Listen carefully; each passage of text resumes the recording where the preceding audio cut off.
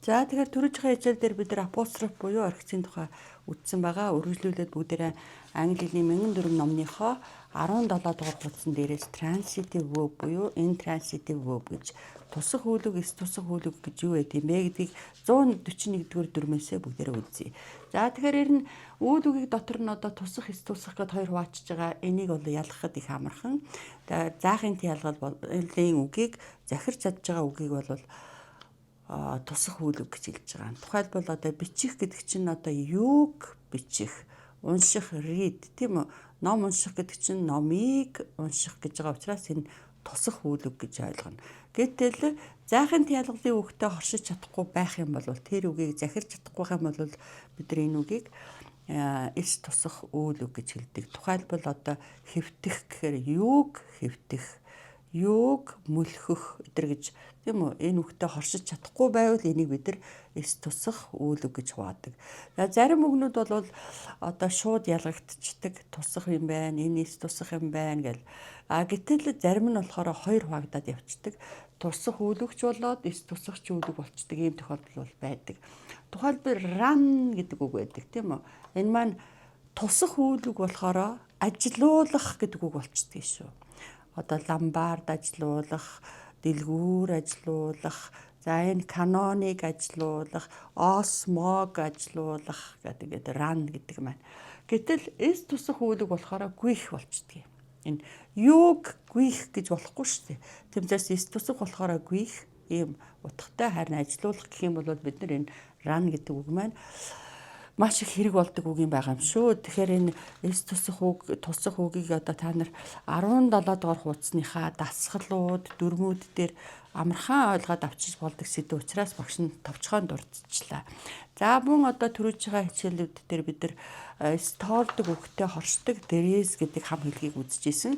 Тэгвэл одоо энэ тусах үгтэй уучлаарай тоологддог нэр үгтэй одоо тоотоо болон багцаалж одоо дэрээс дэраа гэдэг хам хэлхийг үзэхэд бид нар энийг номныхоо та нар бас 22 дугаар хуудсан дээрээс аваарай. За энэ бол одоо бид нар их амархан эхлээд бид нар одоо энэ дэраа гэж мөн үү илэрхийлнэ. За нэгээс дэш тоотоо байх юм бол бид нар заавалжгүй дэраа гэж хүчтэй дэржигнүүлж хэлнэ шүү. Зэя гэдэг бол биш дэраа гэд.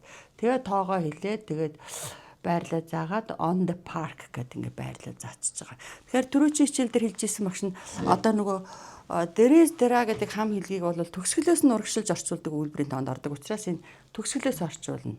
Тэгэхээр байрлаасаа. За тэгэхээр зогсоол дээр 2 машин байна гэдэг. Ингэж. There are 6 boys and 7 girls in our class. Манай ангид 6 хүүгүн 7 охин байдаг. Улаанбаатарт 9 дүүрэг байдаг. There are 9 districts энэ UB гэх мэтээр илэрхийлж болдог. Дандаа төгсгөлөөсөө орчуулна. За тэрнээс гадна бол бид нар одоо энэ тоогоо багцаалж болно. Тоо нь яс биш байж бас болно шүү дээ. Тэр тохиолдолд бол бид нар ямар үгийг ашиглаж болох вэ гэвэл өвөө. Өвөө гэдэг чинь байрлал заахаараа харалдаа дээр гэдэг үг. Гэтэл тооны урталд орчхороо гаруй гэсэн утгатай болчдөг. More than гарантай. More than 100 гэвэл 100 гарантай.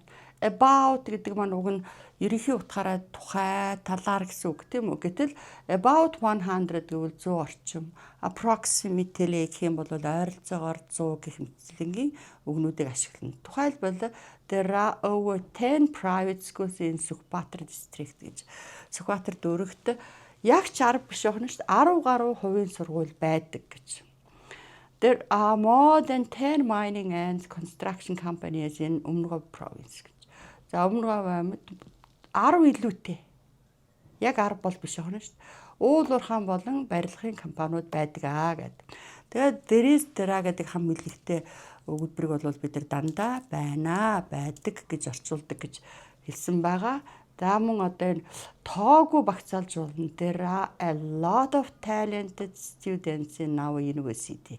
Манай их сургуульд зөндөө олон гэдэг. Тоо хэлэхгүй байх нь шүү дээ. Зөндөө олон авиасник оюутнууд байдаг. За there are a few fountains in UB. Улаанбаатарт нэг цөөхөн усан ориглуур байдаг гэж. Өшөө бүр жижигрүүлээ. There are only a few luxury hotels in our district. Манай дүүрэгт бол ердөө нэг цөөн тооны тансаг одоо ийм зочид дуудал байдаг гэх жишээтэй. There are over 20 engineers in our mining company. Манай уулуурхай компанид за яг 20 биш байх нь 20 гаруй гэж ойролцоогоор орчим гэдэг үгнүүдийг бол хэрэглэж сурах хэрэгтэй. За манай монголчууд ч жоохон бүдүүн баргийн арт түмэн болохоор юмыг жоохон бөөрөнхийдээ хавтгааруулах гэдэг. За яад баут гэж яхад чинь өвөө гэж яхад чинь за яад 100 орчим үзлэгэн дээр 100 орчим одоо зочирнийгээд орчуулсан байхад л одоо 10 гаруй хүний хоолойны дутаагаас эхлээд асуудал учирдаг. Тийм болохоор орчуулганд бол цорын ганц зарчим байдаг шүү. Тэр нь болохоор үнэн зөвийн зарчим. Үнэн орчуулан зөв орчуулна өөр юм байхгүй. About гэж ивэл яг л орчим гэж хэлнэ. Over гэж ивэл яг л гаруй гэж хэлнэ. More than гэж ивэл илүүтэй гарантай. Approximately гэж ивэл ойролцоогоор гэдэг үгийг заавалчгүй хэрэглэж орчуулах хэрэгтэй. За ийм амархан байна шүү дээ. Баярлалаа.